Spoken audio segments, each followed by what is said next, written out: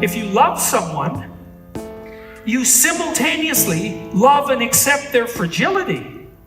And that means that in some way you actually think it's justifiable. That's what I thought about my son. It's like, no, I think he's fine just the way he is. Like 3 years old, got his problems, certainly gets hurt a fair bit and is probably going to get hurt more, but I'm not trading him in.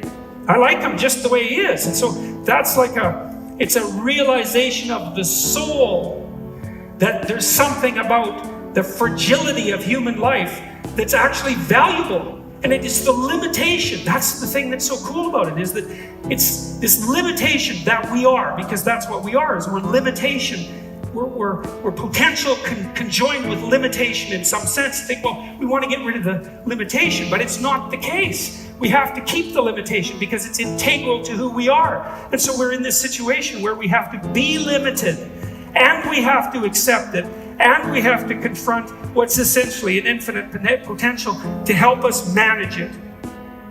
And I think that's true. And I think that's how we act. I think it's what we expect. I think it's what we need to know. Because you have to say, and that's part of standing up straight, right? And accepting the tragedy and catastrophe of existence. This is partly why I think the West got it right. Because I do think we got it right.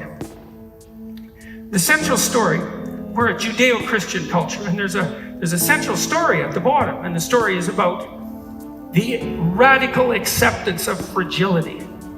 That's what the crucifixion represents.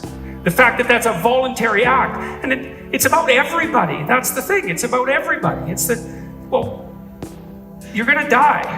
You're gonna be betrayed. Those are going to happen. And so you can either shrink from that and maybe envelop yourself in bitterness and hatred. And no wonder, no wonder. Or you can say, bring it on.